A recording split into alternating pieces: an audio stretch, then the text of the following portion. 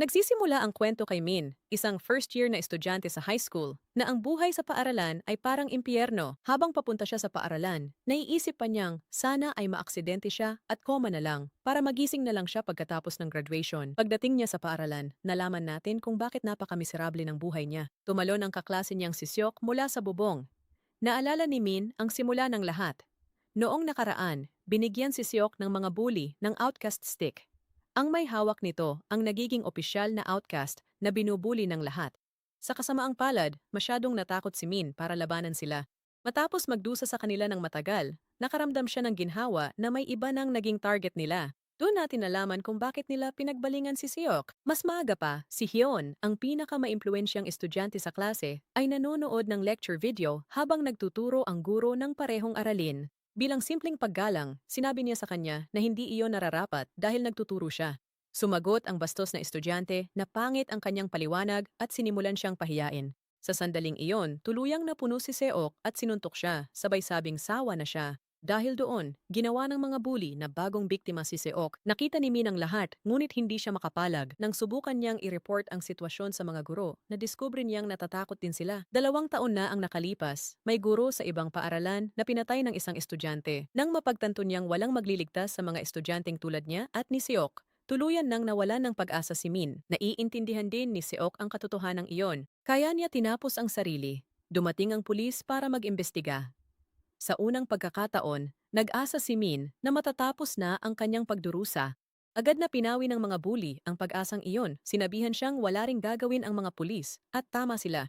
Isinara ang kaso at napilitan si Min na bumalik sa pagiging outcast ng paaralan. Sinubukan pa niyang gawin ang ginawa ni Seok, ngunit hindi niya nagawang ituloy ito. Maya-maya, habang pabalik sa klase, sinimulan siyang bugbugin ng isa pang bully nang walang dahilan. Gaya ng dati, walang tumulong. Biglang may isang lalaki na lumitaw at itinulak palayo ang bully. Nagulat ang lahat.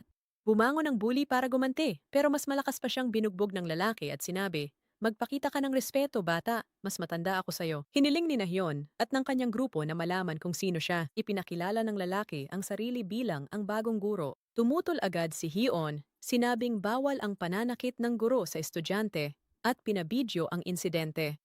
Tinukso siya ng isa pang bully, sabing, "Ano, teacher? Hindi mo na ako pwedeng saktan ngayon na naka-video na?" Kalma lang na sumagot ang lalaki.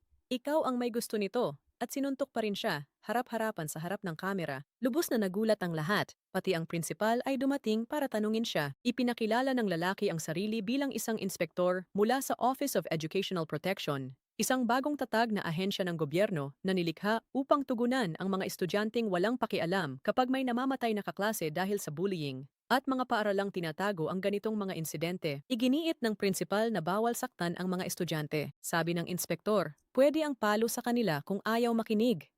Dinala siya sa opisina at binalaan na bawal ang ganoon dahil may mga anak ng makapangyarihan doon.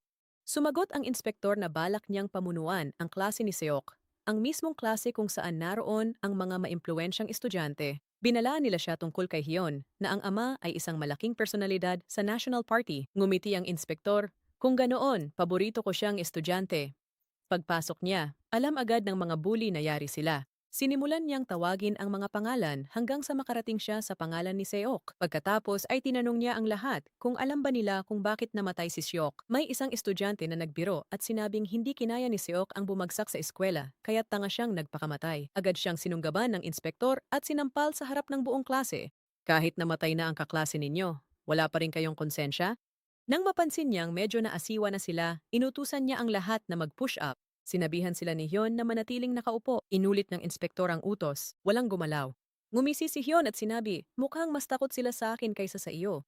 Hinawakan ng inspektor ang ulo ni Hyun at ibinangga ito sa kanyang desk. "Sige na, ipakita mo ang tapang mo. Simulan mo na ang push-up." Takot na takot, sumunod si Hyun. Agad namang sumunod ang iba. Sa oras ng pananghalian, muling nambuli si Hyun ng ibang estudyante at sumingit sa pila. Pinatigil siya ng inspektor at sinabi, "Ganito ka ba kaawa-awa sa lahat ng ginagawa mo? Pumila ka sa dulo kung gusto mong kumain." Binaliwala siya ni Hyun, kumuha ng pagkain, at itinapon ito.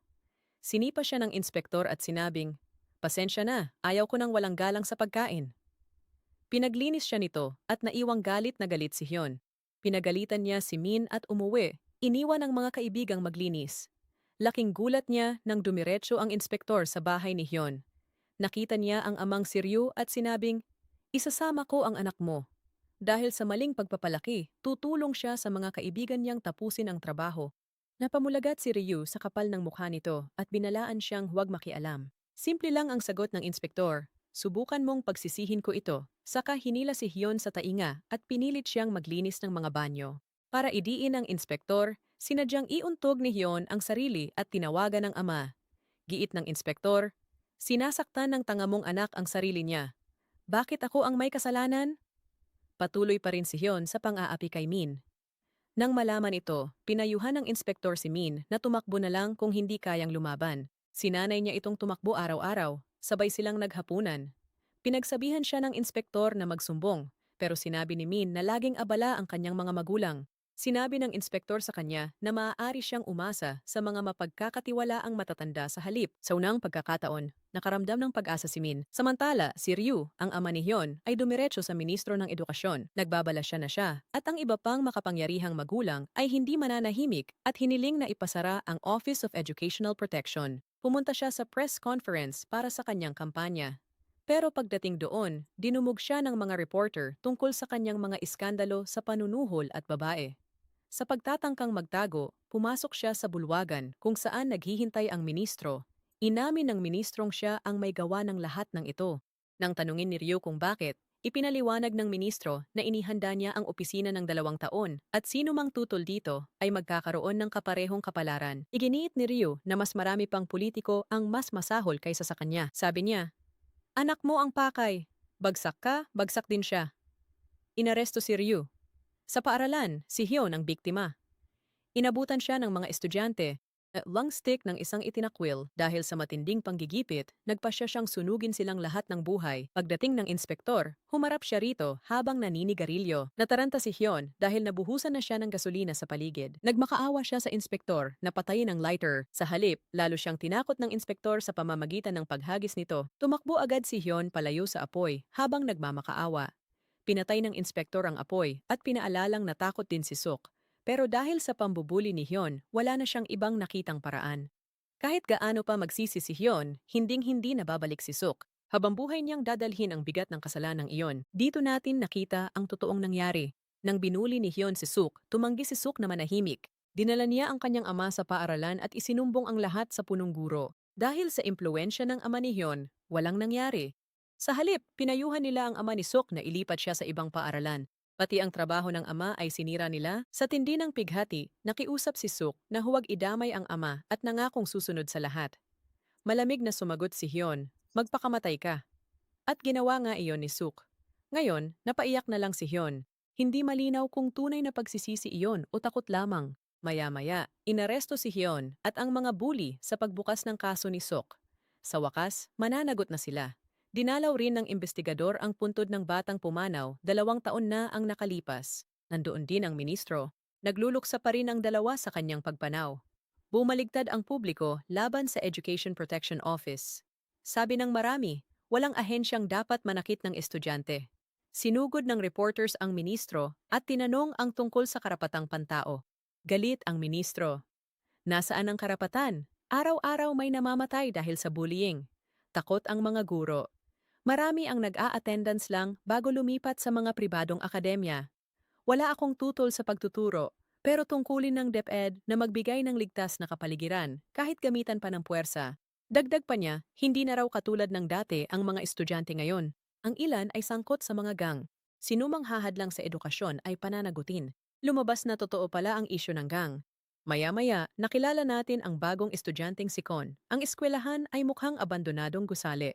May nakita siyang estudyante, ngunit bigla siyang inatake nito. Dahil sa takot, inalok ng bagong dating ng pera ang bata para protektahan siya. Naawa sa kanya ang estudyante at binalaan siya na kakaiba ang eskwelahang ito kaysa sa iba. Lalong natakot ang bagong estudyante. Pagpasok niya sa silid-aralan at nagpakilala, lahat ng naroon ay mukhang miyembro ng gang. Tahimik siyang naupo, pero bago pa mabuksan ang libro, itinumba siya ng iba. Sinabi nila sa guro na naiwan nila ang mga libro. Lubos na nawala ng pag-asa ang guro at umalis. Nag-armas agad ang mga estudyante at nanggaya sa iba. Sa electrical department, may nagpapatattoo ng design mula sa kabilang kurso. Samantala, nagbakbakan na ang una at ikalawang departamento ng walang habas. Walang kaalam-alam si Bon, ang bagong estudyante, sa mga nangyayari. Ipinaliwanag ng tanging kalmado niyang kaklase na si Joe na palaging nag-aaway ang electrical department at automotive department para makuha ang atensyon ng kanilang leader. Nagtanong si Bon kung sino ang leader na iyon. Kasabay nito, ipinaliwanag ng punong guro ang sitwasyon sa inspektor. Ang leader ay isang estudyanteng nagngangalang Hyok. Bagamat bihira siyang pumasok sa paaralan, kabilang siya sa isang gang sa labas nito. Puno ng mga mamahaling brand, pera, alak at magagarbong party ang kanyang social media, nag-aagawan ang mga estudyante sa kanyang atensyon. Isang araw, nag-message si Hyuk sa pinuno ng electrical department dahil gusto siyang makausap. Agad na tumigil ang away. Nagselos ang leader ng automotive department at sinimulan niyang bugbugin ang sarili niyang mga tauhan. Pinaglaban din niya sina Bon at Joe. Tahimik na sinabi ni Joe kay Bon na magkunwari lang. Sinunod ni Bon ang sinabi ni Joe. Pagkatapos, si Joe ang idineklarang talo at ginawa siyang personal na punching bag nila. Ginagawa siyang sukatan ng lakas sa pambubugbog at pinapapili sa tindi ng mga suntok, isang di maipaliwanag na kahihiyan. Tiniis ni Joe ang lahat. Maya-maya, habang pauwi siya, labis siyang napagod. Naawa si Bon sa kanya, kaya siya ang nagdala ng bag ni Joe at sinamahan siyang umuwi. Inaya siya ni Joe mag-ramen. Nakita ni Bon ang simpleng buhay ni Joe at ng ina nito at ang pagsisikap nitong makapagtapos. Kinabukasan, nakasalubong ni Bon ang inspektor. Nalaman ng inspektor na si Bon ay empleyado niya at hindi estudyante. Dahil mukhang inosente at madaling mabuli, itinanim siya sa paaralan para lihim na i-record ang lahat gamit ang salamin. Ngayon, may bago siyang misyon, galitin ang mga estudyante at hayaang habulin siya ng mga ito. Ininsulto ni Bon ang mga estudyante at tumakbo. Hinabol siya ng buong paaralan hanggang makarating sila sa athletic field. Pagkapasok ng lahat, pumasok ang inspektor at nilock ang mga gate. Ipinakilala niya ang kanyang sarili. May isang estudyante agad na nakakilala sa kanya. Nagmalaki ang mga estudyante na hindi sila basta-basta makokontrol. Tinanong lang sila ng inspektor, anong espesyal sa inyo? Sinugod nila siya. Bumagsak agad silang lahat. Pagkatapos, sumunod silang parang mga talunang aso. Nagpatupad siya ng mahigpit na iskediul upang mabawi ang mga araling nakaligtaan. Nang subukan nilang tumutol, binugbog niya ulit sila. Pagkatapos ay dinala niya ang isang guro na halos hindi makapaniwala sa antas ng disiplina. Nang tanungin niya kung nasaan ang mga libro nila, si Joe lang ang meron. Inutusan ng inspector si Joe na isulat ang aralin sa pisara habang kinokopya ito ng lahat ng iba pa. Sabi ng mga estudyante, wala nga raw silang mga panulat. Tumingin ang inspector sa pinuno ng electrical department at sinabi, "Oh, gumagana pa naman ang daliri mo, hindi ba?" Nilinaw niyang wala nang makakalusot. Pinutol niya ang daliri at dugo niya ang ipinansulat. Nagpatuloy siya habang ang iba'y nag-uunahang manghiram ng panulat pang kopya. Wala pang 5 minuto, nakitang burado na niya ang buong pisara. Tapos na ang oras, ang sinumang hindi natapos magsulat ay pinalo. Sa wakas, sumabog na sa galit ang pinuno ng automotive department. Ano to? Hindi naman mahalaga ang mga klase na to, sabi ng inspektor. Tama ka, tara, trabaho na tayo. Pina-inspeksyon niya ang isang kotse sa kanila.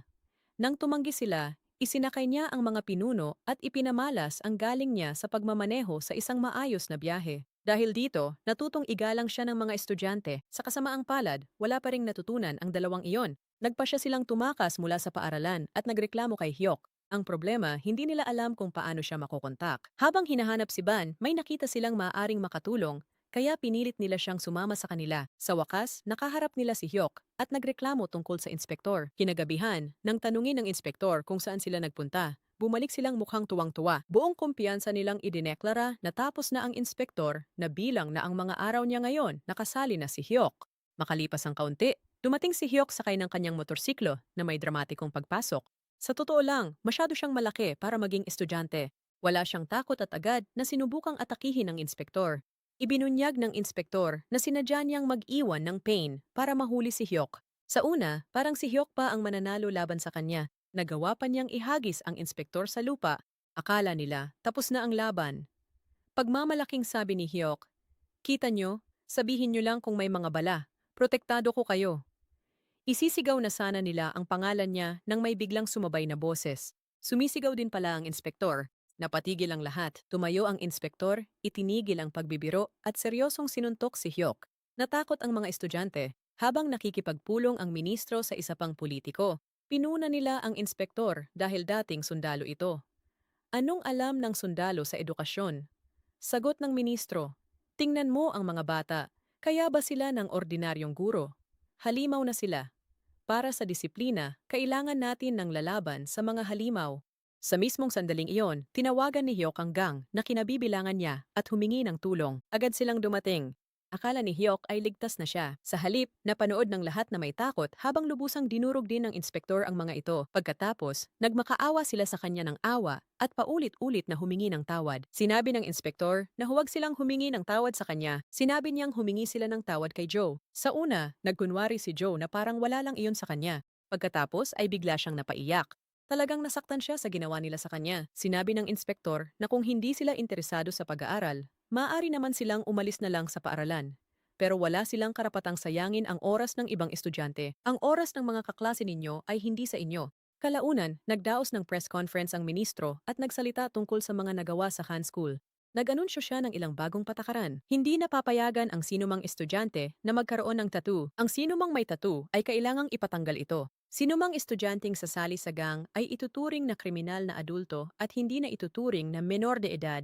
Ipinagbawal din ang paggamit ng motorsiklo at paninigarilyo. Malaki ang naging resulta. Lubos na gumanda ang buhay sa Khan School. Sa unang pagkakataon, tunay na natututo si Joe kasama ng kanyang mga kaklase. Nagdiwang ang ministro at inspektor.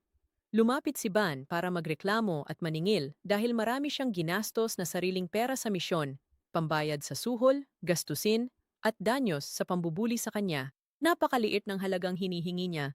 Pinagbigyan siya ng iba at sinabihang maghain ng request at mababawi rin niya ang kanyang pera. Kasabay nito, tinitingnan ng politikong humiling ng pagsasara ng opisina ang mga lumang litrato. Narito ang larawan sa libing ng batang namatay 2 taon na ang nakaraan. Nandoon ang ministro at ang inspektor na nagdadalamhati.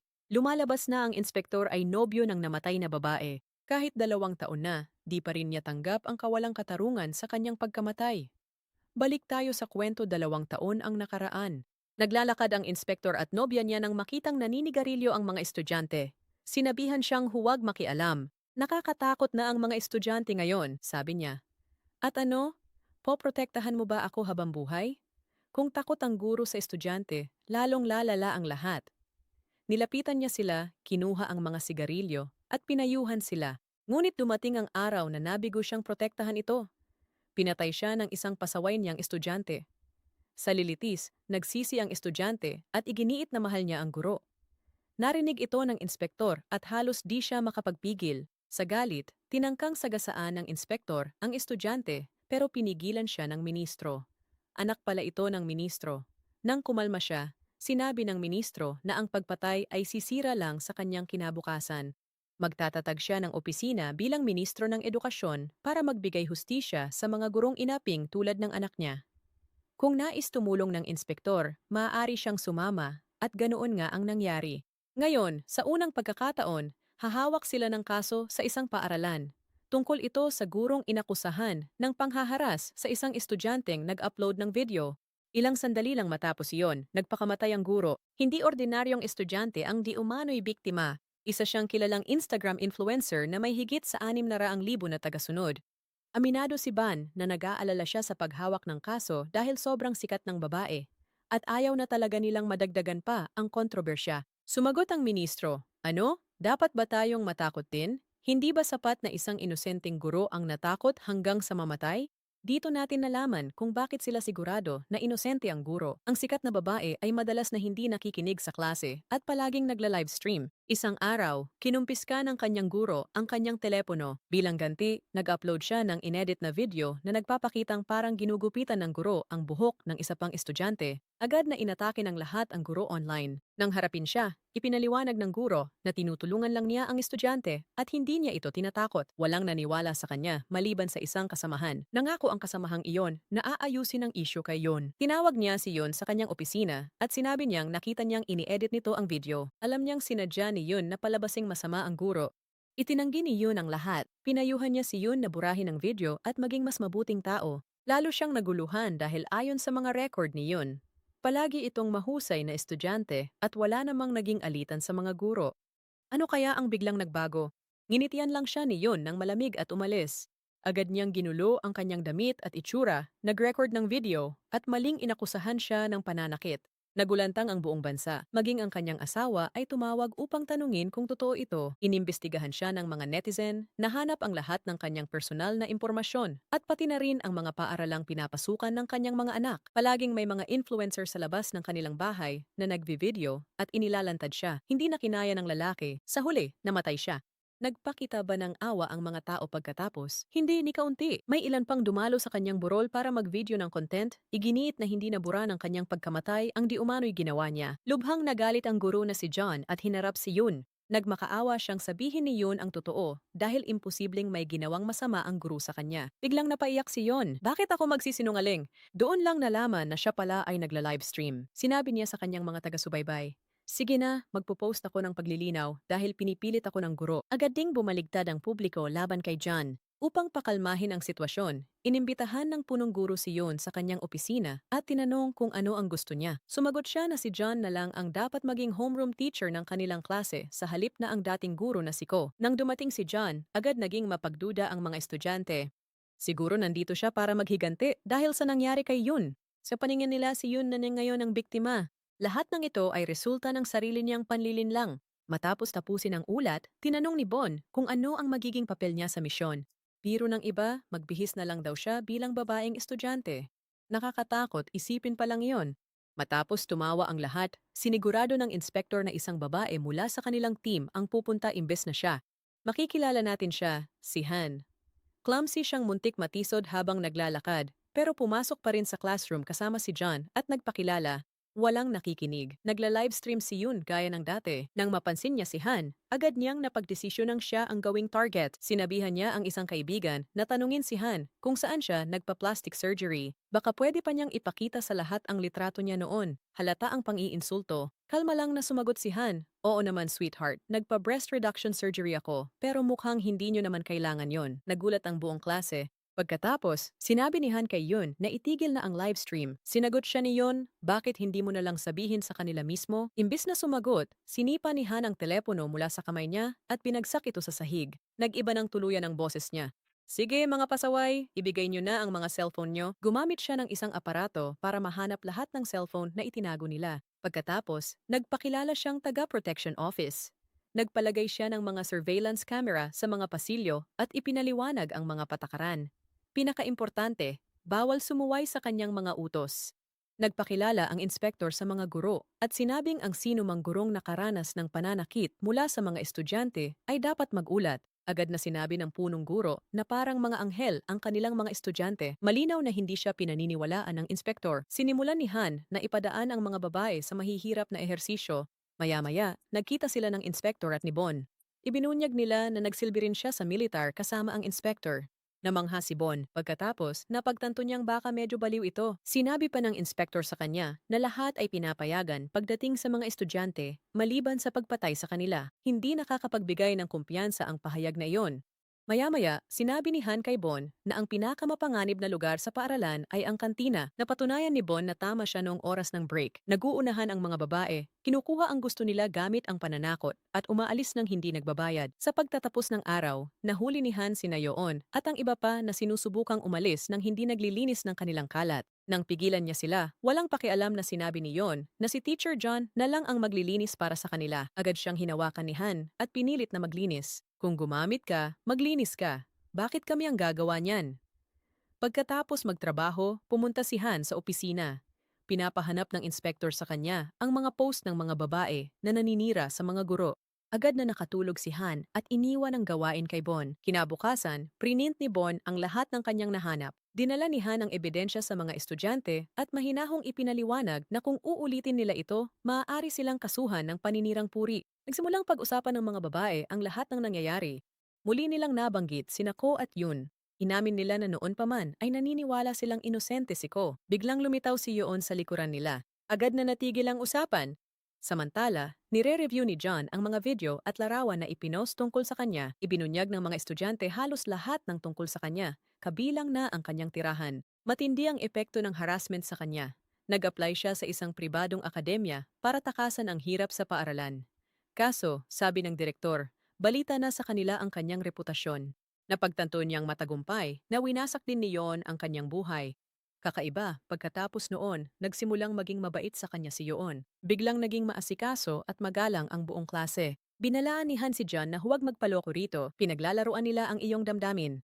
Kumpirmado ang kanyang hinala nang lapitan siya ni Yon at imungkahi na magpakita silang magkasama sa isang live stream. Ang layunin ay ipakita sa lahat na maayos na ang kanilang relasyon. Kapalit nito, kailangan lang ni Jeon na batikusin ang inspection committee. Sabi ni Yon, ayaw rin sa kanila ng ibang estudyante. Naiintindihan na ni Jeon ang tunay nilang layon. Naguluhan siya. Binisita siya ng inspektor at ikinuwento ang fiancé nito. Namatay daw ito dahil sa isang estudyante. Naka-life support ang babae hanggang sa makabalik siya sa militar at namatay sa kanyang bisig. Pagkatapos, may ibinunyag siyang sikreto.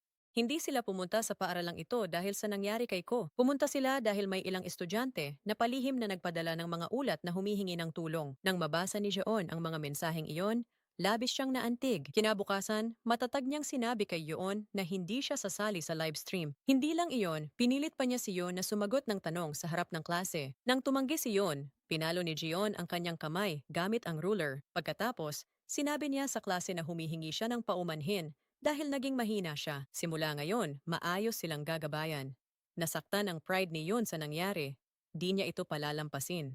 Habang magpo-post na sana siya muli, nadiskubre niyang binubura na ang buong account niya. Nawawala ang bawat post. Pagkatapos, na-upload ang buong video ng panghaharas. Ngayon, walang putol. Aksidenteng na-record ng hangal na babae ang sarili. Sa wakas, napatunayang inosente si Ko. Pinag-usapan ng lahat kung gaano kadiri si Yon at ang pagwasak niya sa inosenteng lalaki para sumikat. Sa kabila nito, nag-aalala pa rin si Jeon at kinamusta pa niya ito kay Han. Biglang tumunog ang doorbell ni Jeon. Si Yun yon. Pagpasok niya, sinabi niya kay John, "Dahil sa iyo namatay si Ko. Mapagkunwari ka, gaya ng ibang guro. Kung gusto niyo akong mamatay, sige, pero isasama kita." Inatake niya si Jeon. Sa sandaling iyon, muntik nang mahulog si Yon mula sa balkonahe. Agad na tumakbo si John para iligtas siya. Bilang resulta, si Jeon ang nahulog. Ngunit sa huling sandali, may isang tumalon na parang si Superman at nasalo siya. Tinanggap ang bagsik ng pagbagsak para sa kanya. Samantalang si Yun, nang tumingala siya, nakita niyang nakatayo sa harap niya si Han, ang mismong taong ayaw na ayaw niyang harapin. At pinigilan niya ang sarili. Tiningnan ni Han si Yon sa mga mata at sinabi sa kanya na kailangan niyang magpatuloy mabuhay. Kailangan niyang mabuhay kasama ang nagawa niya at ang katotohanang nakasakit siya ng napakaraming tao. Pagkatapos, bumaba si Han para tingnan ang kanilang bayani na isinugal ang sarili para iligtas si Jeon. Parang unggoy, normal pa rin siyang nakakakilos. Ang ulo niya ay nagtamo lamang ng bahagyang sugat at kaunting pagdurugo. Namangha si Jeon, hindi nagtagal. Nagdaos muli ng press conference ang ministro at buong pagmamalaking inanunsyo ang mga nagawa ng opisina. Ngayon naman, nagpasya ang kalabang politiko na gumanti.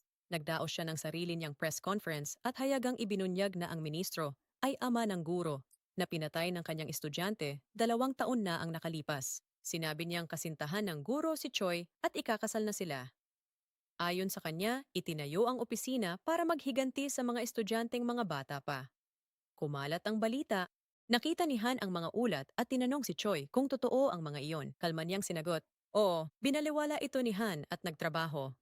Biglang may bagong kaso. Sinaktan ng isang estudyante ang kanyang guro. At hindi lang basta guro. Matanda na siya, mahal ng lahat, at respetado. Sa paaralan, sinalubong ni Choi si Han. Sabi ni Ban, mahal at mahusay ang guro sa trabaho. Mula nang sumali siya, tumaas ang ranggo ng paaralan kumpara sa ibang international schools. Nalito si Han. Kung ganun siya kagaling na guro, bakit siya inatake ng estudyante? Tinanong niya ang estudyante, si Hyun. Tahimik lang itong nakaupo. Halos walang ipinapakitang emosyon. Dahil sa inis, lumapit si Han kay Ban. Siguro mayabang at palpak lang talaga ang batang ito. Umiling si Ban. Hindi siya palpak. Sa katunayan, siya ang nangungunang estudyante sa buong paaralan. Nagulat si Han. Bumalik siya kay Hyun. Ganito kataas ang mga grado mo. Paano mo nagawang isugal ang kinabukasan mo sa pag-atake sa isang guro? At hindi lang basta guro, kundi si Teacher Cheol pa? Samantala, magkasama sina Choi at Cheol na nagkukwentuhan. Tanong niya kung bakit siya inatake ni Hyun. Sabi ni Cheol, nasa study group si Hyun na binuo niya. Madalas lumiban si Hyun at tila walang gana sa klase. Dinalaw ni Cheol ang mga magulang nito, pero dahil abala sila sa restaurant, hindi na siya nag-abala pa. Bigla siyang inatake ni Hyun pagkatapos, habang ikinuwento naman ni Hyun kay Han ang kanyang panig. Bumisita si Cheol sa pamilya niya nang walang malinaw na dahilan. Maya-maya, nahinto ang bayad sa matrikula ni Hyun sa akademya. Nalaman niyang naghihirap ang kanyang mga magulang dahil sa ulat ng building violations sa kanilang restaurant.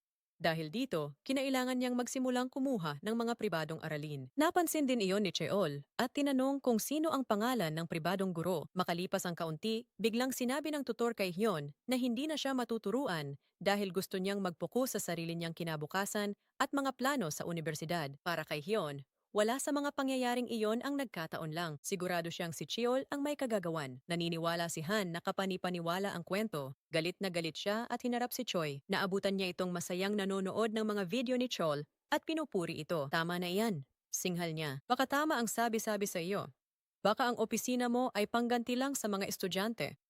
Tiningnan lang siya ni Choi. Kung iyan ang iniisip mo, sige. Pagkatapos ay umalis siya. Sinuri ni Ban ang listahan ng mga top students. Tulad ng inaasahan, nanguna si Hyun. Pero ang susunod na 10 ay mula sa iisang akademya. Bumisita siya sa akademya na nagkunwaring estudyante. Hinarang siya ng staff at muntik ng mabuking. Buti na lang, dumating si Joe at binati siya, kaya nakaiwas siya sa hinala. Magkasama silang kumain. Sumama ang ilang dating kaklase. Nang makitang gumanda ang buhay nila, ipinagmalaki ito ni Ban. Maya-maya, habang naguulat, nakita niyang galit na tumatakbo si Han sa field. Habang tumatakbo, naalala niya ang kanyang nakaraan. Minsan na rin siyang naging biktima ng pambubuli sa paaralan. Ang tanging tumulong sa kanya noon ay si Choi. Sabi niya, "Sabihan mo lang ako kung kailangan mo ng tulong." Humingi siya ng saklolo at mula noon, nagbago ang buhay niya kaya ganoon na lang ang galit niya. Ang nagligtas sa kanya ay hindi posibleng ang akala niyang kontrabida. Kinabukasan, mali pala siya. Hinarap niya ng direkta si Cheol. Aminin natin. Gusto mong maparusahan si Heon para di siya makakuha ng pagsusulit. Pag di kumuha ng exam si Hyun, bababa ang ranggo niya. Ibig sabihin, si Suna estudyante bilang 11 ay papasok sa top 10. Lahat mula top 2 ay tataas ng ranggo at nakakagulat na lahat sila ay mula sa akademya ni Cheol. Sabi ni Han, dapat ay may scholarship si Yeon mula sa dati mong paaralan. Pero dahil sinira mo ang negosyo nila, si Su ang pumalit sa kanya. Itinanggi ni Cheol ang lahat bilang kalokohan. Pagkatapos ay nag-ayos siya ng pagpupulong kasama ang ina ni Su. Lumabas na isa pala siyang napakayamang babae. Ipinasok niya ang anak sa paaralan at ikinainis na pang-11 lang si Su imbes na mag-top 10. Pangako ni Cheol, kahit mag-exam pa si Hyun, malalampasan siya ng anak basta magpukus at magkabisado ng sagot. Kapalit nito, nangako ang babae na lubos siyang susuportahan. Sa paaralan, masama pa rin ang loob ni Han. Sabi ni Bon, mali ang akala niya kay Choi. Mula nang maaresto si Yeon, inalam ni Choi ang dahilan ng galit niya sa mga guro. Kaya sila napunta sa paaralang ito sa simula pa lang. Layunin nilang iligtas si Hyun kay Cheol. Bakit hindi niya sinabi sa akin? Lalo siyang sumama ang loob dahil pinagdudahan niya ito. Sa kasamaang palad, bago pa makapagdiwang, dumating ang sakuna. Bigla silang inaresto dahil sa kanilang investigasyon sa mga nakaraang kaso at sa mga paratang laban sa gurong si Cheol. Inaresto rin ang ministro. Agad na napagpasyahan ni Choi na ito ay isang planong pinlano ni Cheol at ng mga magulang na sumusuporta sa kanya. Malinaw ang kanilang layunin. Ikulong sila hanggang matapos ang pagsusulit para hindi nila matulungan si Hyun. Tumalikod ang ministro kay Bon. Hindi ba't ikaw ang humiling na ilipat kita sa ibang team? Napangiti si Bon ng alanganin. Nagbago po ako ng isip, sir. Nagustuhan ko na po kayong lahat. Huminga ang ministro. Makinig ka lang sa akin. Pinirmahan ang transfer papers ni Bon. Dahil dito, si Bon na lang ang natirang malayang miyembro. Bukas ang simula ng pagsusulit. Sinuri ni Cheol ang sagot ni Sue sa test paper. Nagulat siya. Ang babaeng sinasabing kabisado ang lahat ng sagot ay halos lahat mali ang sagot. Paano nangyari iyon? May napagtanto siya. Binago ang pagsusulit. Nagmadali siyang pigilan ang susunod na pagsusulit. Saktong dumating si Choi matapos siyang makalaya mula sa kulungan. Alam mo, guro, wala ka namang kapangyarihan para itigil ang pagsusulit. Pinalayas niya si Cheol. Muling sinubukan ni Cheol na makialam. Ngumiti si Choi. Pakinggan natin ito. Ipinatugtog niya ang usapan ni Cheol at ng ina ni Su sa buong paaralan, kasabay ng pagbubunyag sa katotohanan. Hindi naman talaga binago ang mismong pagsusulit. Ang pagkakasunod-sunod lang ng mga tanong ang inayos muli. Si Su na dapat ay pang-11 ang ranggo ay hindi talaga naintindihan ang aralin. Sumagot lang siya batay sa leak na bersyon na kanyang kinabisado. Gaya ng mga exam leak scandals kung saan kinakabisa lang ng mga estudyante ang sagot ng di nauunawaan ng tanong. Nabisto ang lahat sa isang pagbabago. Si Cheol ang naglabas ng mga kopya at si Bon ang palihim na nag-shuffle ng mga tanong dahil sa hakbang na iyon, nahuli rin siya. Kasabay nito, humarap ang ministro sa live na pagdinig. Tanong ng madla kung para lang ba sa paghihiganti ang naturang opisina. Sumagot ang ministro, paghihiganti? Kung iyan ang magpapaganda sa edukasyon, sige lang. Ibinunyag niya si Cheol at ang mga magulang na nagsuhol sa kanya. Kapartido pa ng kalaban niyang politiko ang isa sa kanila, kaya napahiya ang buong grupo. Nilinaw ng ministro na hindi lang mga estudyante, kundi pati mga guro ay pinapanagot din ng kanilang opisina. Dapat gumabay ang guro sa mag-aaral, hindi manamantala. Dahil sa tagumpay at pagbunyag sa krimen ni Cheol, pumanig ang publiko sa kanila. Personal na nagpasalamat si Hion. Labing emosyonal siya. Hinimok nila siyang manatiling nakatuon sa kanyang kinabukasan. Nang tuluyang maaresto si Cheol, dinala siya ni Choi kay Yeon. Sinabi niya rito na dahil sa kanyang mga ginawa, napunta sa kulungan si Yeon. Pagkatapos ay dumating ang isang kakaibang kaso. Sa pagkakataong ito, sangkot ang isang elementarya. Sa unang araw pa lang nila roon, nagtangkang magpakamatay ang isang guro matapos magpadala ng mensahe sa kanyang ina na huwag kailanman patawarin ang isang tao at basahin ang kanyang diary. Naabutan siya ni Han sa tamang oras. Nagkunwari siyang hindi niya alam ang tangkang ginawa ng guro upang hindi ito mapahiya. Pagkatapos, nagsagawa si Han ng mga psychological evaluation sa kanya at sa iba pang mga guro. Batay sa mga resulta, sinabi niya sa guro na kailangan nitong magpahinga muna. Ibinunyag din niya na mismong ina ng guro ang tumawag sa opisina at humingi ng tulong. Nag-alala ang guro kung sino ang papalit sa kanyang klase. Masisira siya. Paniniguro ni Han sa kanya, napakalakas ng bagong guro. Dagdag pa niya, ang bagong guro na iyon ay si Choi pala. Sa pagkakataong ito, iniwan niya ang karaniwan niyang itim na kasuotan dahil mga bata na ang kanyang kaharap at lubos siyang napagod sa mga bata. Teacher, gawing palaka mo ako. Teacher, kailangan ko pong magbanyo. Maghapon siyang pabalik-balik. Tumutulong sa kanila. Nang gabing iyon, kinausap ang sarili habang nakatingin sa larawan ng kasintahan at nagtanong, ganito ba kahirap ang trabaho mo? Ang totoo, hindi mga bata ang pahirap kay Sun. Mahal niya talaga ang magturo. Sa unang araw, binati niya ang mga estudyante at pinagpakilala. Tinulungan niya ang isang mahiyain na bata. Maya-maya, nag-text ang ina nito na nagpapakiusap na mag-ingat sa pagsasalita para hindi masaktan ang anak. Naintindihan ni Sun, ngunit hindi doon natapos ang ina. Nagsimula siyang magreklamo sa lahat. Kalaunan, naging obsesyon na ito ng nanay. Sinubukan niyang kontrolin ang damit, buhay, at social media ni Sun. Minsan, pinuna niya ang litrato ni Son kasama ang mga kaibigan dahil sa mga inumin at iba pang walang kwentang bagay. Nang maubos ang pasensya ni Son, isinumbong niya ito sa punong guro. Sinabihan siya ng principal, i-delete ang Instagram at kalimutan ang issue. Sa kasamaang palad, tuloy ang panghaharas ng ina. Hiningi niya ang numero ni Sun. Nang hindi nakuha, siya na ang humanap at tinawagan at tinext si Sun. Sinubukan ni Sun na magpukus sa bata. Ipinagtabi niya ito ng silid para sumaya. Pero biglang nagbago ang lahat. Isang araw, habang naglalaro, nabangga siya ng ibang bata. Sinuntok ng bata sa mata ang kalaro. Pero tumanggi ang ina na magsorry ang anak dahil biktima raw ito. Patatawarin na sana ng kabilang magulang ang nangyari. Pero dahil sa ugaling iyon, nagalit ito ng matindi. Maaaring napinsala ng tuluyan ang mata ng anak ko. Walang paki na sagot ng ina. Sige, mag-hearing tayo tungkol sa school violence at tingnan natin kung sino ang may sala. Nang lumabas na anak niya ang may pananagutan, pinuntahan at tinakot niya si Sun. Tuloy ang harassment. Maya-maya, dumating ang ama sa school. Malaki siya. Marahas niyang itinulak si Sun. Naging bangungot ang buhay niya. Sa huli, nagdemanda si Sun sa ina. Nagdemanda rin ang ina dahil sa psikolohikal na pang-aabuso ni Sun sa anak. Tanong ni Sun, anong gagawin mo kung mapatunayang inosente ako? Kalma lang na sumagot ang babae, magsosorry ako. Iyan ang batas. Ilang buwan ding iniimbestigahan si Sun. Nang tuluyan siyang mapawalang sala, wala nang may pakialam. Ilang buwan ding sinira ng ina ang kanyang reputasyon. Dahil sa matinding stress, nagkaroon si Sun ng seryosong mga problemang psikolohikal at naparalisa ang kalahati ng kanyang mukha. Nang malaman ni Choi ang lahat ng ito, nagpasya siyang personal na harapin ang ina. Ang una niyang ginawa ay pinasagot ang anak ng babae ng isang simpleng tanong sa klase. Agad namang lumapit ang ina at pinagalitan siya dahil pinahiya raw nito ang kanyang anak sa harap ng lahat. Kahit tama naman ang sagot ng bata. Kalma at mahinahong pinatakbo ni Choi ang usapan. Magalang at banayad ang kanyang pananalita.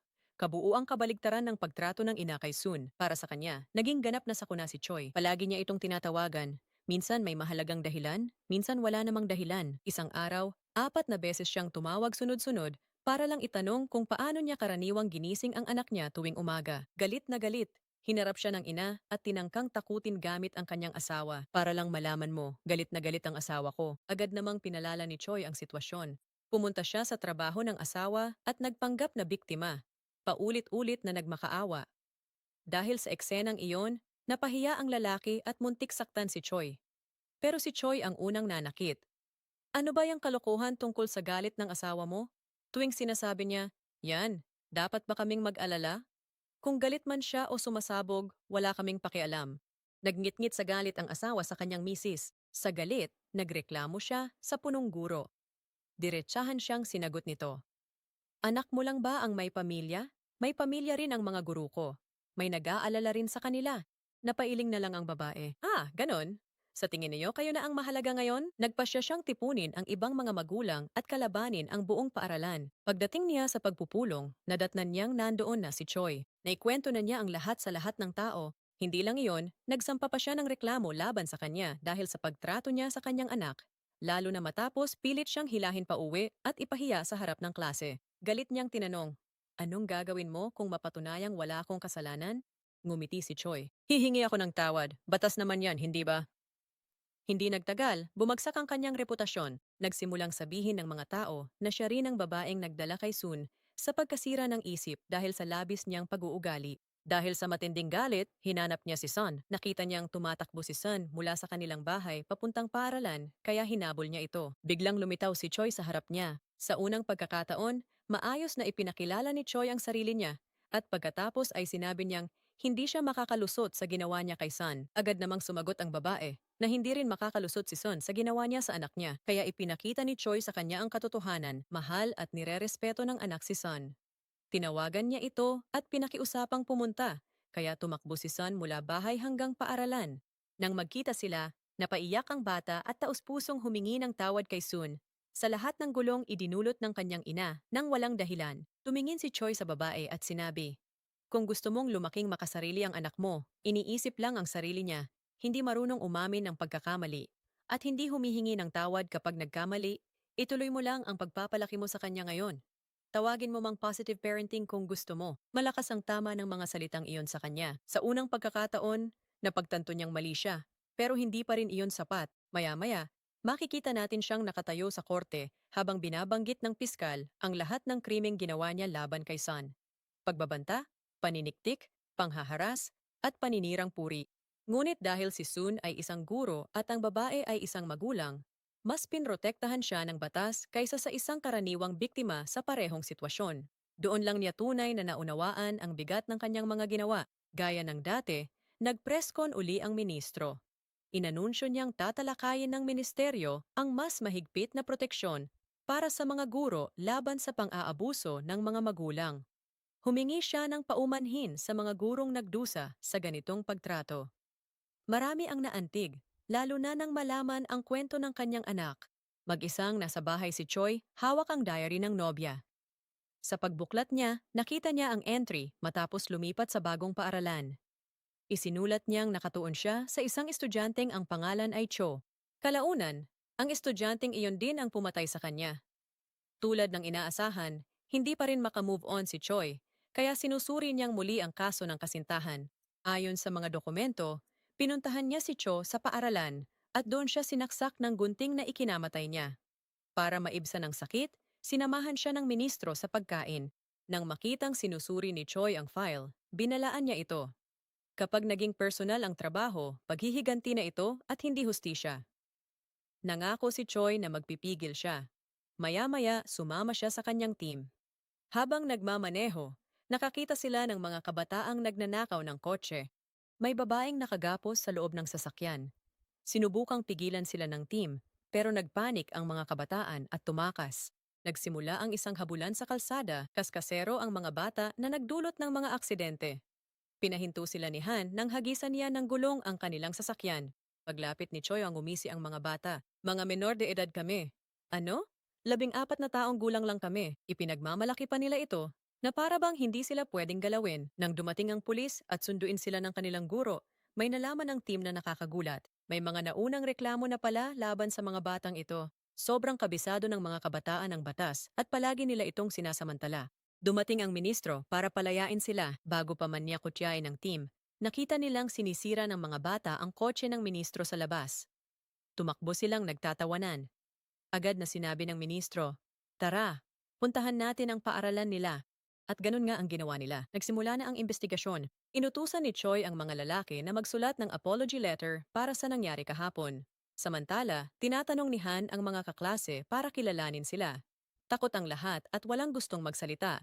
Pagkatapos, nagtuon ng pansin sina Han at Bon sa batang babae na dinukot sa ninakaw na kotse. Baka may alam siya. Sa school records, present siya pero nawawala. Pumasok nga siya. May nagtatago sa kanya. Sinuri ni Bon ang social media ng mga estudyante at nakakita siya ng mga litratong malapit sa isang nakalock na storage locker. Nagmadali ang grupo papunta roon. Sa kasamaang palad, tama ang kanilang hinala. Nasa loob ng locker ang batang babae. Agad nila siyang dinala sa klinika. Doon, sa wakas ay ikinuwento niya ang lahat sa kanila. Normal ang buhay niya hanggang sa naisipang magpapayat. May lalaking nag-alok ng mga tableta at sinabing gamit ito ng mga sikat na idolo. Sinubukan niya ito, nagustuhan ang epekto, at bumalik para bumili pa. Unti-unting tinaasan ng lalaki ang presyo hanggang sa maubusan siya ng pera. Sa puntong iyon, naging dependent na siya sa gamot. Nag-alok ng solusyon ng lalaki. Pwede raw siyang magtrabaho para dito. Kapalit nito, patuloy siyang bibigyan ng mga tableta. Di nagtagal, pinabenta na rin niya ito sa iba. Tuwing sinusubukan niyang tumigil, binubugbog siya ng lalaki at ng mga kaibigan nito hanggang sa ikinulong na lang siya sa loob ng storage cabinet na iyon. Sa takot at desperasyon, isinumbong niya sila. Inaresto sila. Pero pinalaya rin kinabukasan. Binalikan siya ng mga lalaki at pinaalalahanan, 14 na taon lang kami. Walang magagawa ang batas sa amin. Isang babala lang ang natanggap nila, wala nang iba. Kaya ganoon na lang ang kumpiyansa nila. Kalaunan, nang hingan sila ni Choi ng paumanhin, tumanggi ang mga lalaki. Ipinaliwanag ni Han na hindi ito mga ordinaryong pasaway lang. Mga tulak sila ng droga. Nagtawanan lang ang mga lalaki. Patatawarin kami ng batas. Titigil din kami pag tumanda na kami o hulihin nyo kami kung kaya nyo. Ngumiti si Choi. Masaya niyang hinuli ang mga lalaki pagkatapos ng klase at isinakay sa isang sasakyan. Pagkatapos, dinala niya sila diretso sa kulungan. Hindi makapaniwala ang mga lalaki. Pero nakipag-ayos na pala ang ministro sa direktor ng kulungan. Pinayagan pumasok ang mga binatilyo sa loob. Nahiya at napahiya sila agad pagpasok pa lang. Nagmakaawa ang mga lalaki na makalabas. Kalmadong sabi ni Han, "Talo ako, laya kayo." Akala nila matatalo siya dahil sa dami nila. Mali sila. Tinalo sila ni Han sa ilang segundo lang. Pagkatapos, si Bon na ang nagturo sa kanila. Kapag hindi sila nakikinig, handa si Han na i-motivate sila. Kahit ganoon, patuloy pa rin silang nagmamagaling. Isang araw sa kantina, nilapitan sila ni Choi. "Bakit hindi mo gamitin ngayon ang dahilan na menor de edad ka?" Tapos, pinalipat sila sa dulo ng pila. Ang mga preso ang unang kumakain. Inuubos nila ang masasarap na pagkain at pinaglalaruan ang mga lalaki. Maya-maya, pinaghugas na ng pinggan ang mga binatilyo, mas lalo silang naghirap. Isang preso ang lumapit dala ang mga plato, pero bigla siyang sinuntok. Nang parusahan siya ni Choi, bigla niyang ipinagtanggol ang binatilyo. Nagulat si Choi sa kabaitan niya. Maya-maya, ikinuwento niya sa kanila ang nakaraan ng preso. Dati siyang estudyante na nakaranas ng matinding pambubuli. Sa huli, napuno siya at pinatay ang buong grupo ng mga nambuli sa kanya. Agad na nakilala ng mga binatilyo ang kwento. Siya pala ang kilalang pumatay ng mga bully na nakita nila sa balita. Simula noon, natakot na sila sa kanya. Isang araw, nakita ng isa sa kanila na palihim na nagtago ng kutsara ang preso. Agad siyang naniwala na balak siyang patayin ng lalaki gamit iyon. Nang madiskubre ng mga gwardya na may nawawalang kutsara, hayagang inamin ng preso na nasa kanya ito. Hinaplos siya ngunit wala silang nakita. Biglang lumitaw ang kutsara. Nataranta ang takot na binatilyo at tumakbo. Agad siyang pinigilan ng iba. Sa huli, napaiyak ng labis ang kawawang bata. Samantala, sa labas, nagprotesta ang mga magulang ng mga batang lumabag laban sa tanggapan. Hinarap sila ng ministro. "Mukhang malupit nga ito. Tutal, mga anghel naman ang inyong mga anak, di ba?" Pagkatapos, pinabisita niya sila sa paaralan kinabukasan. Pagdating ng mga magulang, tuwang-tuwa silang muling makita ang kanilang mga anak. Agad nilang sinimulang batikusin ang ministro. Masyado pang bata ang aming mga anak para dito. Kalma lang na sumagot ang ministro. Masyado pang bata para saan? Pagkatapos, ipinakita niya ang mga tableta na ipinamahagi ng kanilang mga anak. Agad na iginiit ng mga magulang na mga dietary supplement lang iyon. Walang pag-aatubili, pinilit ni Choi ang isa sa mga magulang na lunukin ang isang tableta. Agad itong idinura ng magulang. Bigla, hindi na sila mukhang walang panganib. Naglabas ang ministro ng isa pang bag ng totoong droga. Magkamukha ang packaging nito. Sinabi niyang nagtutulak ang kanilang mga anak at alam ang pinsala nito. Kung protektado ang mga anak niyo dahil menor de edad sila, paano ang mga biktima nilang bata rin? May mga magulang din silang nagmamahal. Nagmakaawa ang mga magulang, pero sinabihan silang sa batang winasak nila ang buhay dapat magmakaawa. Dumating ang batang babae. Sa kabutihang palad, tumanggi siya. Di ko sila mapapatawad. Galit ang mga lalaki. Sumugod ang leader nila para saktan siya. Wala akong pakialam. Menor de edad ako. Walang parusa sa akin.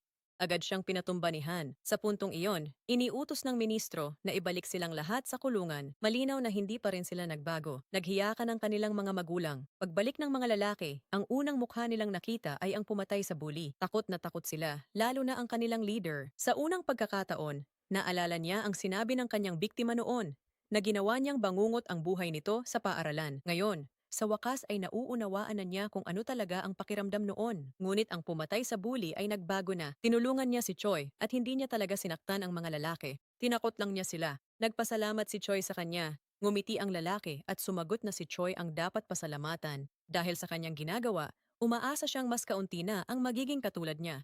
Maya-maya, nilapitan sa kulungan ang isa sa mga batang nagkasala ng isa pang preso. Walang pakialam na tinanong ng lalaki kung kilala niya ang leader ng organisasyon ng droga na responsable sa mga tableta. Sabi ng bata, alam niya kung sino yon pero hindi niya sinabi kanino man. Ngumiti ang preso, magaling. Ayaw ng amo namin na may masyadong nakakaalam. Bigla niyang inilabas ang isang kutsilyo at umatake. Tumakbo si Choi para iligtas ang bata. Bago siya makarating, may presong sumugod at nasaksak sa braso. Si Cho pala iyon, ang pumatay sa kasintahan ni Choi, 2 taon na ang nakaraan.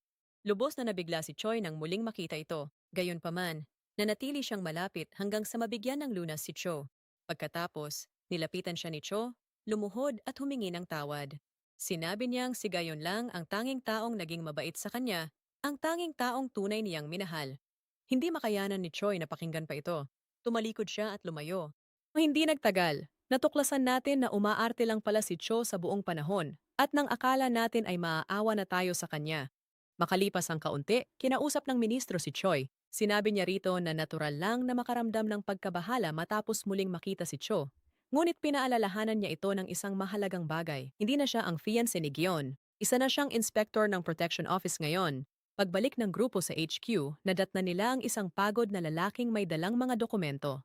Nagmamakaawa siyang iligtas sila ng kanyang anak dahil sa mga tawag mula sa mga naniningil sa utang ng bata. Sa una, inakala nilang mag-asawa na maliit lang ang halaga. Pagkatapos ay natuklasan nilang umabot na sa 85 milyong won ang utang, lubha silang nasindak. Binenta lahat ng ari-arian pambayad dito. Pinatigil nila ang anak sa pagsusugal dahil daw ito sa isang laro.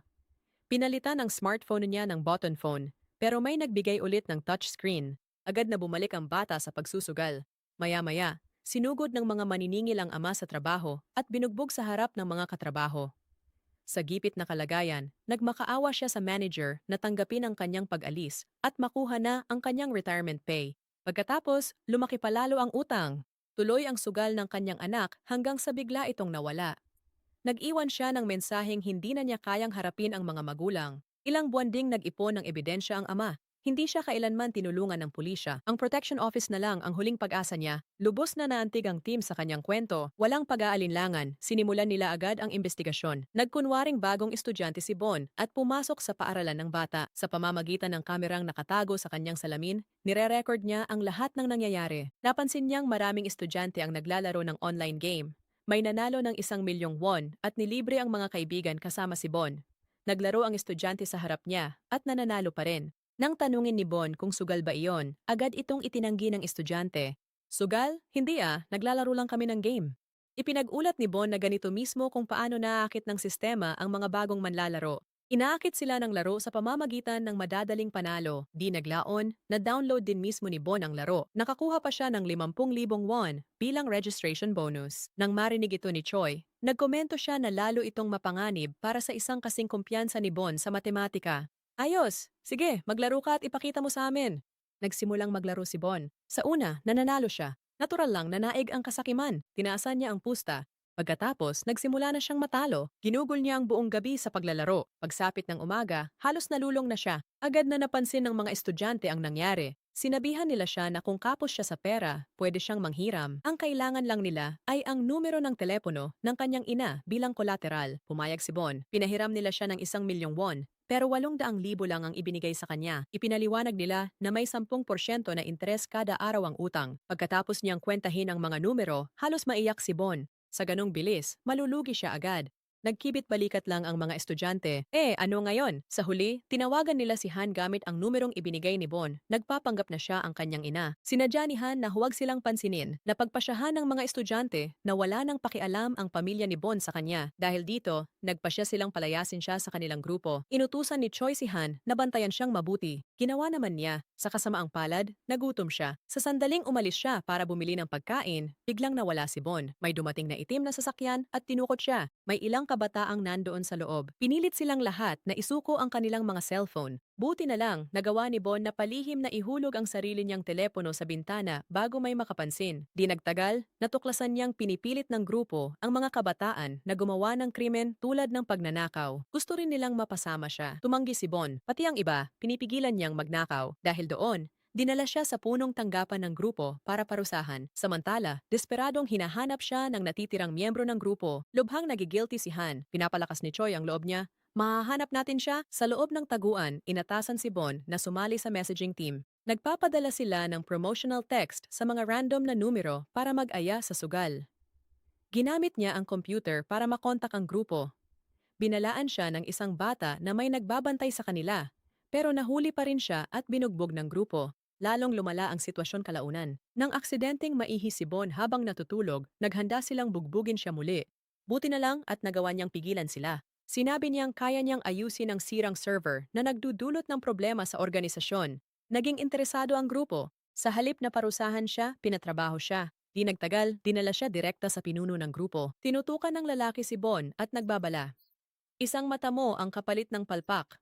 Walang magawa si Bon kundi umupo at simulan ang paglutas sa problema. Nang magtagumpay ang plano, tinrato siya ng maayos. Samantala, hindi makahanap ng anumang lead ang kanyang grupo dahil ninakaw ang sasakyan at nawala na parang bula. Kaya dinala nila si Han, ang batang dating ginagamit para akitin ang mga bata papasok sa laro. Tinanong nila siya tungkol sa logo ng laro. Dahil dito, nalamang palihim na nagpadala ng mensahe si Bon gamit ito para isiwalat ang kanyang lokasyon. Nagmadali silang pumunta sa lugar, ngunit nadatnan nila itong walang laman. Sa sandaling iyon, inisip ni Choi na baka nakita ni Bon ang lokasyong iyon mula sa lugar kung saan siya nakakulong. Pumunta sila sa gusaling nakaharap dito, at tama nga, iyon ang tamang lugar. Galit na galit si Han. Nagwala siya papasok sa taguan ng gang, at galit na tinanong kung nasaan siya. Tingnan mo, siya yung batang parang medyo tanga at pabaya, pero maliit ang mga mata at gwapo siya. Hindi pinansin ni Choi ang kaguluhan sa paligid niya, at nagtanong, sino ba yung gwapong sinasabi mo? Hindi siya pinansin ni Han at agad na nagsimulang magtanong sa lahat ng makita niya. Sa wakas, lumitaw ang mga nawawalang bata, kabilang na ang gwapong binata. Dali-daling lumapit si Han para tiyaking ligtas siya. Sinabi sa kanya ni Choi, iiwan ko na kayo para sa inyong pagkikita. Hahabulin ko ang boss. Naibunyag na ni Bon ang kinaroroonan ng leader. Pagdating ni Choi, mga miyembro lang ng gang ang nadatnan niya. Matapos pilitin silang magsalita, nalaman niyang nakatakas ang kanilang boss at agad niya itong hinabol. Nahuli niya ito at nabali ang braso. Lumuhod ang lalaki at nagmakaawa ng awa. Sabi ni Choi, maglaro tayo ng bato, papel, gunting, gaya ng sa Squid Game. Madaling nanalo si Choi dahil bali na ang mga daliri ng lalaki. Sabi ni Choi, ito ang ginawa mo sa mga bata. Kinuha mo ang lahat sa kanila. Sabay sipa muli. Nailigtas naman ni Han at Bon si Jay, ang batang nagbabala sa kanila. Anak pala siya ng lalaking humingi ng tulong. Nagpasalamat ang ama at inamin sa ministro na takot siyang mapahamak muli ang anak. Sumagot ang ministro, tutulungan ka naming panagutan siya. Kasabay nito, sinabi ni Choi sa kanyang anak na ang matalik niyang kaibigan ay palihim na nakipagsabwatan sa sindikato at sinadya siyang idamay sa laro. Binigyan pa nga siya ng kaibigan ng isa pang cellphone matapos kumpiskahin ng kanyang mga magulang ang una, wasak ang loob ng kanyang anak. Sinubukan ng bata na ipagtanggol ang sarili, sinabing tinakot din siya ng sindikato. Nang sabihin ni Choi na pananagutin silang lahat, nagsimulang umiyak ang mga bata. Mga bata lang kami, ang mga matatanda na gumamit sa amin ang dapat parusahan. Biktima rin kami. Sumagot si Choi, biktima ang inyong mga magulang. Nagpakapagod sila, nagsakripisyo at nagtiis para sa inyo. Pero marami kayong pagkakataong tumigil at hindi ninyo ginawa para sa madaling pera. Sa wakas, naintindihan nila siya. Bilang parusa, pinagtrabaho sila ni Choi ng part-time para gamitin ang sahod pambayad sa sarili nilang mga utang. Kinumpiska rin niya ang kanilang mga cellphone. Gusto ring gawin ni Han ang pareho kay Bon matapos niyang mapansin na nahuhumaling pa rin ito sa mga teorya ng sabwatan. Tinawagan pa nga niya si Choi para isumbong ito. Samantala, nakipagkita ang ministro sa isang karibal na politiko. Ngumisi ang politiko, narinig kong ginagamit mo ang nangyari sa anak mo para makakuha ng suporta sa halalan sa pagkapangulo. Ngumiti ang ministro. Nakakatuwang ang bilis mong makarinig ng balita tungkol sa iba, pero hindi mo alam na may pagpupulong ang sarili mong partido ngayon na wala ka. Naggitngit ang politiko, di naglaon, lumitaw ang isang pagkakataon. Isang pulis ang nag-abot sa kanya ng flash drive na naglalaman ng impormasyon na maaaring makasira sa opisina ng proteksyon. Hindi nagtagal, binisita niya si Cho sa kulungan. Malinaw na wala siyang balak na hayaang matapos ang isyu ng tahimik. Samantala, nagsasagawa ang grupo ng malawakang pagsusuri sa mga paaralan. Opisyal, sinasabi nilang ang programa ay para sa pagtuklas ng sakit. Alam ng lahat ang tunay na layunin, naghahanap sila ng mga ilegal na substansya sa mga estudyante. Ang susunod nilang pupuntahan ay ang Seonyeon School, na kilala sa pagpapadala ng maraming estudyante sa Seoul National University. Pagdating nila, kakaunti ang estudyante sa silid. Paliwanag ni Bon, ito ang pinakamahuhusay rito. Nais nilang maging doktor. May napansin silang batang tila may sakit. Nang tingnan nila ito, nakita nilang dumudugo siya kaya agad siyang dinala sa klinika. Ang ikinagulat ni Choi ay ang reaksyon ng ibang mga estudyante. Walang mukhang nag-aalala, hindi na alis ang kanilang atensyon sa pagsusulit. Dumating pa ang ina ng bata at agad siyang sinabihan na magpatuloy. Nang sinabi niyang masyado siyang may sakit, sumagot ang ina, ayos lang yan. Lahat naman sila ay pagod din. Pagkatapos, binigyan siya ng ina ng mga hindi kilalang tableta. Tiniis niya ang sakit at tinapos ang pagsusulit. Kalaunan, pinasailalim ang mga estudyante sa screening.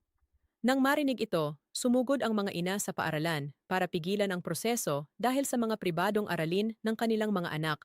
Hinarap nila si Choi at tinakot siya. Kalma lang na sumagot si Choi na may buong kapangyarihan ng opisina. Kung nanghihinayang kayo sa oras, mag-exam na lang sila bukas bago ang klase. Giit ng mga ina, hindi magdodroga ang kanilang mga anak.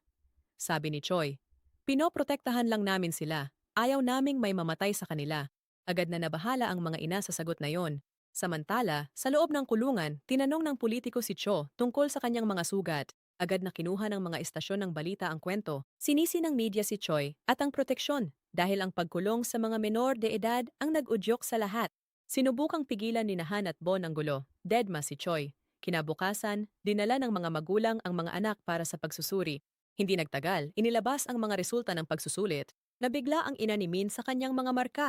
Nang sabihin niyang nagkasakit siya at muntik nang mahimatay, binaliwala ito ng ina at ipinaalala ang lahat ng sakripisyo nito. Nabunyag na dati silang nakatira sa labas ng Seoul. Sa loob ng maraming taon, pinangarap niyang gawing doktor ang kanyang anak. Bagamat likas siyang matalino, nabigla ang ina niya sa tindi ng kompetisyon nang lumipat sila sa Seoul. Binenta niya ang bahay, lumipat sa apartment malapit sa paaralan, at tinanggal ang pinto ng anak para mabantayan siya. Para sa asawa niya, kalokohan ito. Sumagot siya. Naging doktor ang kapatid mo at nirerespeto siya ng lahat. Ganoon din ang magiging anak ko. Walang tigil sa pag-aaral ang kanilang anak para mapasaya siya, ngunit palagi pa rin siyang may hinihinging higit pa. Inalam niya ang paaralan ng mga nangungunang estudyante at natukoy ang pinakamaimpluwensyang magulang. Nagregalo siya ng mahal at nagtiis mapalapit sa mga guro. Nang mabigo, nakiusap siya hanggang bigyan ng tableta ng mayamang babae. Pampatalas ito ng isip. Pagkatapos noon, biglang gumanda ang mga grado ni Min at natanggap siya sa elite class, ngunit nabunyag ang lahat dahil sa screening. Ipinaalam ni Choi sa mga magulang na ilegal ang substansya at inutusan silang itigil ito kaagad. Nagbalita ang doktor, panganib ang resulta ni Min. Naghanap ang ina ng pampatalas ng isip sa internet hanggang sa nakabili sa tulak. Lingid sa kanya na ipahamak na niya ang anak. Basta't tumataas ang mga grado ni Min, binaliwala niya ang pinsala. Sa puntong iyon, lubos nang nakaasa si Min sa mga gamot. Humingi pa siya. Iiabot na sana ng ina niya nang biglang dumating si Choi. Dahil sa takot, tumanggi siyang buksan ang pinto, kaya umakyat si Han sa pamamagitan ng balkonahe. Pinigilan ng grupo si Min na uminom pa ng mga tableta at agad siyang dinala sa ospital. Pagkatapos, hinarap ni Choi ang kanyang ina. Ang trahedya ay alam na niya ang lahat mula pa sa simula. Nakita niya ang masamang epekto ng gamot sa anak, pero binaliwala ito dahil sa gumagandang grado. Nang pilitin niyang makita ang anak para pag-aralin, sumagot si Choi, "Kung mahal mo ang med school, ikaw na lang ang pumasok." Kinuha niya ang lahat ng libro at schedule na ipinilit ng ina. "Kapag nakuha mo ang gradong kailangan, saka mo lang siya makikita." Akala niya nagbibiro lang ito. Hindi siya nagbibiro. Ipinaranas niya ang buhay ng kanyang anak. Kasing liit din ang pagkain ang natatanggap niya at hindi pinapatulog. Tuwing ipipikit niya ang kanyang mga mata, ginising siya ni Choi. Pati ang kutsyon niya ay inalis ni Choi. Nang humingi siya ng paliwanag, sumagot si Choi, "Tinanggal mo ang pinto ng anak mo para mabantayan mo siya palagi. Hindi rin dapat mahalaga sa iyo ang ginhawa." Samantala, matindi ang naranasang withdrawal symptoms ni Min noong una, pero kalaunan ay may napagtanto siya. Sa kaibuturan, ang matinding pressure ng kanyang ina ang nagtulak sa kanya na gustuhin ng mamatay. Panandali ang binubura ng mga tableta ang mga damdaming iyon. Doon siya naging addict. Kung ininom niya ang mga iyon para takasan ang kamatayan, titigilan naman niya ito para mabuhay. Unti-unti siyang gumaling. Isang araw, tuluyang nagkolaps ang kanyang ina at sinubukang tumakas. Nang pigilan siya ni Choi, umiiyak niyang sinabi, "Inialay ko ang buong buhay ko para sa anak ko." Sumagot si Choi, "Hindi, ang anak mo ang nagsakripisyo ng lahat para sa'yo." Nag-flashback kung paano niya ginugol ang maraming taon sa pagpilit sa anak niyang maging doktor para sa kanya. Kahit nasasaktan siya, sumunod pa rin siya dahil gusto niyang mapasaya ang kanyang ina. Sa wakas, tuluyan siyang napaiyak. Maya-maya, tinanong ni Min si Ban, "Paano ko malalaman kung ano ang gusto kong gawin sa buhay ko?" Sumagot si Ban, "Alamin mo ang iba't ibang larangan at piliin mo ang talagang kinagigiliwan mo." Ipinakilala niya sa lahat ang mga aklat pambata. Nagustuhan ito ni Min, pati si Han, na unay pinagtawanan ng ideya, ay napaiyak habang nagbabasa. Sa huli, pinatawad ni Choi ang ina ni Min. Nang muli niyang makita ang kanyang anak, una niyang tiningnan ang kalagayan nito. Pagkatapos ay binuksan niya ang kwaderno na inaasahan niyang puno ng mga tala sa pag-aaral. Walang laman ito. Kalma niyang sinabi ng kanyang anak na ayaw na niyang maging doktor. Di siya mag-exam ngayong taon dahil di pa siya handa. Nakiusap ang ina pero nanindigan siya, "Mamumuhay ako sa gusto ko. Magpakabuhay ka rin para sa sarili mo." Kalaunan, inanunsyo ng ministro na ang mahuling gumagamit ng pampatalas ng konsentrasyon ay di na makakapag-exam. Sa pag-review ng ebidensya, napansin ni Choi ang mga tabletang nakuha 2 taon na ang nakalipas. Kamukha nito ang mga guhit sa journal ng kanyang kasintahan. Katabi nito ang talang, "Mapapatawad ko kaya si Cho balang araw?" Napagtanto ni Choi na may koneksyon ang kasong ito sa droga.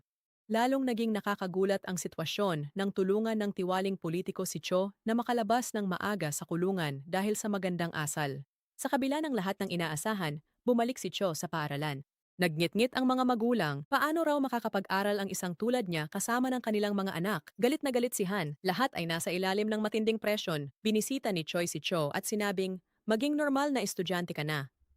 Nagpakilala si Cho sa klase, pero kinutya siya dahil sa pagkamatay ng kanyang guro. Hindi niya sila pinansin. Maya-maya, napansin niyang palaging may mga estudyanteng nakapaligid sa isang batang nagngangalang San. May kakaiba siyang naramdaman. Di nagtagal, dinalaw ni Cho ang grupo. Sumabog sa galit si Han nang mabanggit ang pangalan ni Jeon, kaya kinailangan nilang alisin ito bago pa magsimula ng gulo. Ipinaliwanag ni Cho na binubuli si San Nina Chi at ng kanyang grupo. Nang tanungin ni Choi ang homeroom teacher, sinabi nitong wala siyang napansing kakaiba. Biglang hinila ni Choi si San palayo sa kanyang mga kaibigan. Sa mismong sandaling iyon, nawala ang internet connection ng lahat. Tumingin kay San si Choi at sinabi, "Ikaw ba ang wifi nila?" Itinanggi ito ni San. Nagpatuloy si Choi, "Palagi kang nakaupo sa gitna, sila ay nagtitipon sa paligid mo.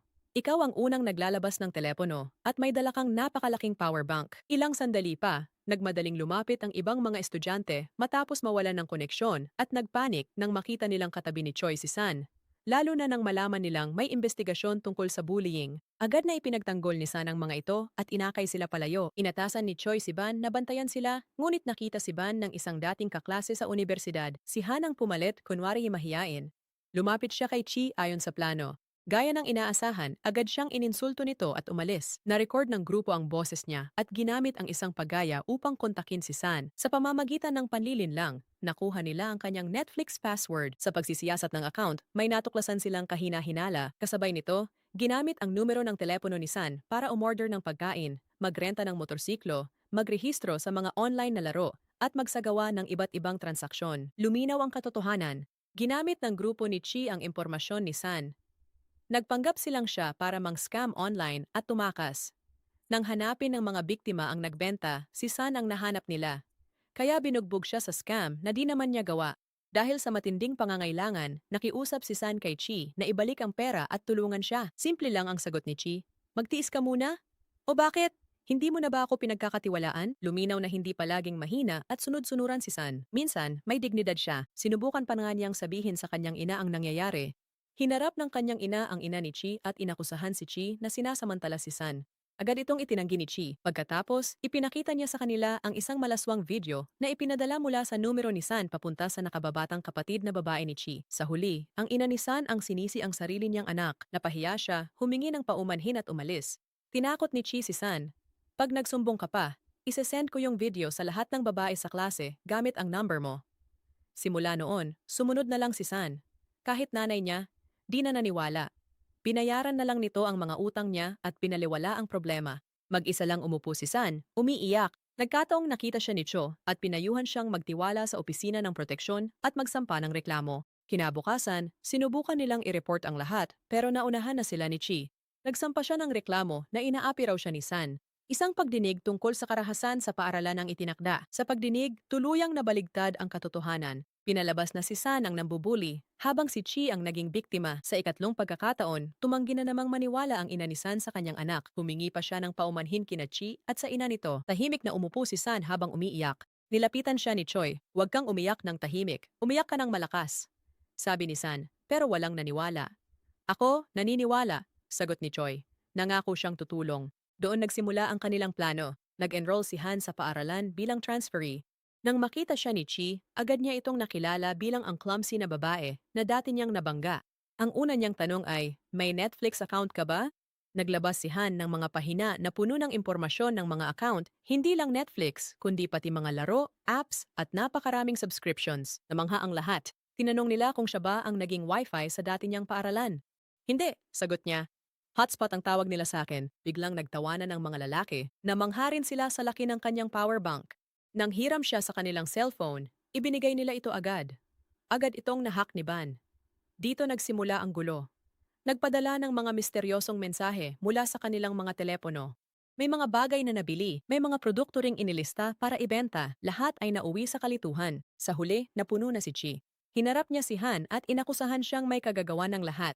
Habang papalapit siyang saktan si Han, naunahan siya nitong suntukin. Nang kumuha siya ng upuan para atakihin si Han, bigla itong sumigaw. Mukhang kailangan na namang magpatawag ng School Violence Committee. Ginawa ang pagdinig kinabukasan. Dumating si Han na mukhang bugbog at walang laban. Agad na tumawa si Chi. Nag-a-acting lang siya. Walang naniwala sa kanya. Eksaktong ganun din ang nangyari kay San. Noong dati, nang sabihin ni Chi na siya ay may psychological trauma, naniwala agad ang lahat at si San ang sinisi. Pagkatapos, ibinunyag ni Han ang kanyang tunay na pagkakakilanlan. Inanunsyo ng Protection Office na tapos na ang kanilang investigasyon. Si Chi ang bully, hindi si San. "Kailanman ay hindi ko siya sinaktan," sabi ni Choi. "Mas malala ang ginawa mo. Kung nanakit ng pisikal si Ki, naipakita sana ni San ang mga pasa. Pero, hindi nakikita ang mga sugat na iniwan ni Ki." Humingi ng paumanhin ang ina ni San sa hindi pagtitiwala noon. Nagpasalamat sila ni San sa team. Nagsasaya ang lahat nang dumating si Cho.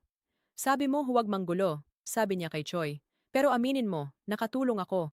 Walang pumansin sa kanya. Uminom si Cho at ang kanyang biyenan. Naging emosyonal siya sa pag-alala sa kanyang anak. Doon nagpalipas ng gabi si Cho. Habang umiiyak ang matanda, naalala niya ang anak nito. Dati nagseselos sila sa isa't isa. Kalaunan, naging magkaibigan din sila.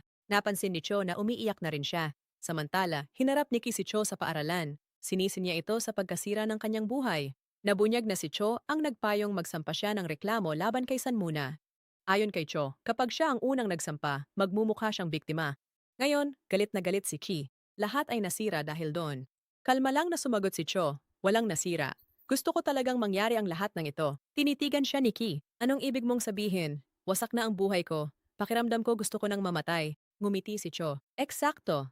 Sa kanya ito itinulak mula sa rooftop. Hinarap ni Cho ang kurakot na politiko at iniabot ang recording ng pahayag ni Chi na sinira ng Protection Office ang buhay niya at gusto na niyang mamatay. Nagulat ang politiko. Saan mo nakuha ito? Makalipas ang kaunti, iniulat sa balita na nahulog si Ki mula sa isang gusali at kasalukuyang nasa koma matapos ang umano'y tangkang pagpapakamatay. Gulat na tiningnan ng politiko si Cho. Anong ginawa mo? Pareho ang layon natin. Sagot ni Cho. Huwag mong kalimutan yan. Pagkatapos, ipinakita niyang siya ang nagmamanipula sa politiko mula pa sa simula. Nabigla ang politiko. Sa pagbalik tanaw, napagtanto niyang kontrolado na siya ni Cho mula pa noong una silang nagkita. Ngayon, siya ay nakulong na. Upang maprotektahan ang sarili, wala siyang ibang magawa kundi maging mas tiwali pa. Nang bisitahin ng ministro si Ki sa ospital, inilabas ng politiko ang recording sa media.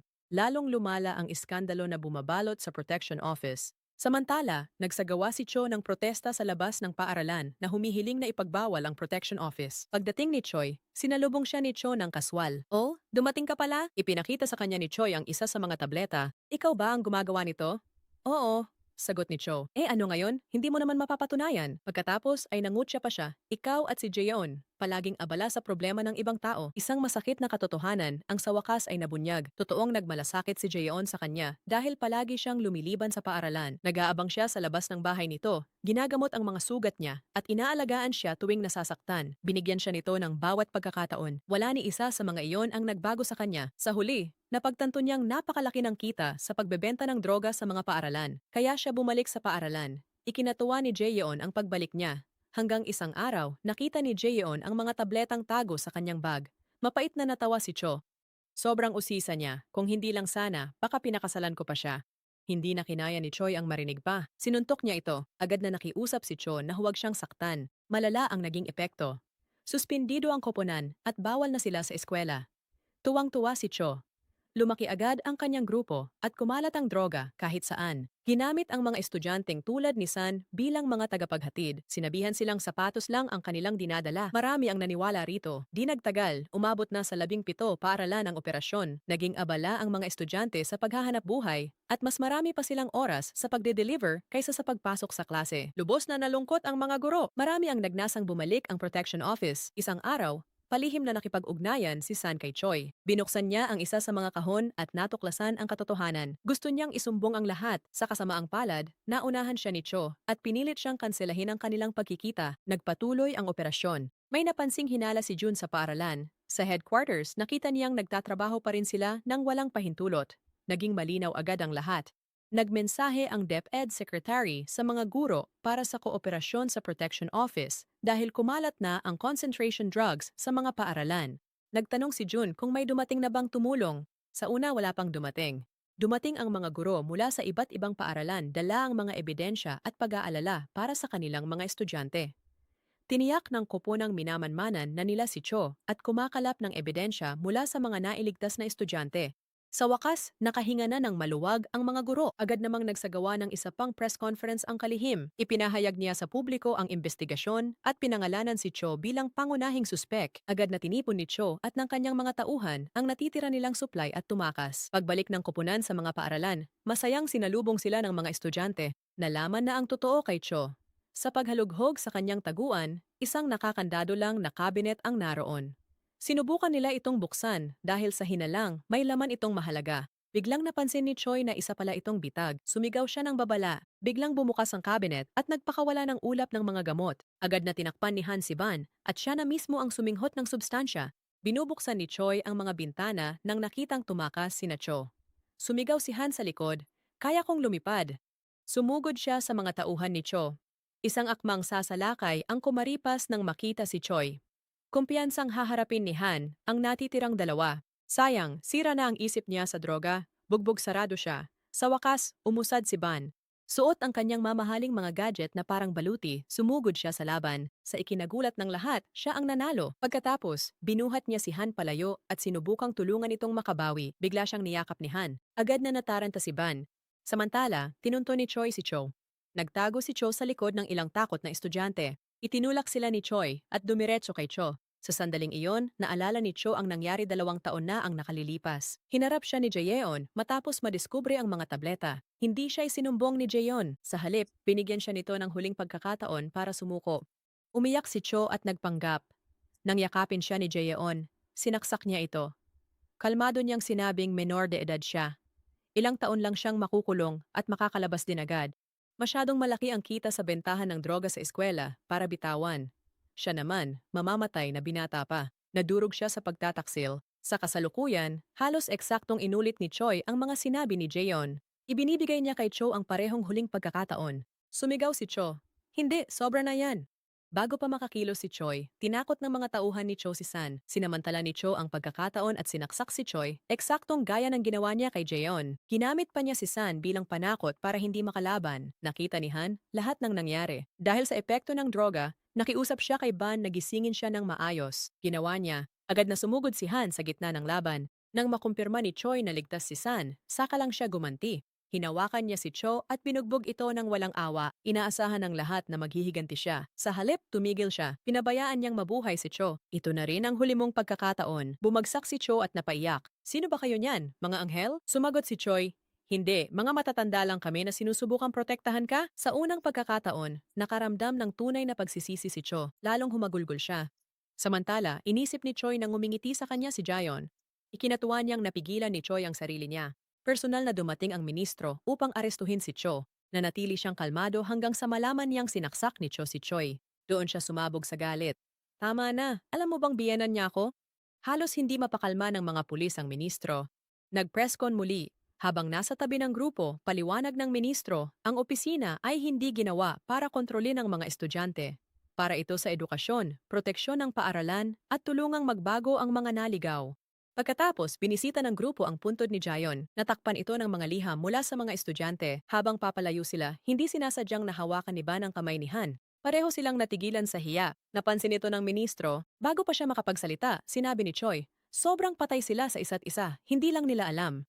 Nagtawanan ng lahat. Maya-maya, hinawakan ng grupo ang kaso ng sikat na basketbolistang nambubuli.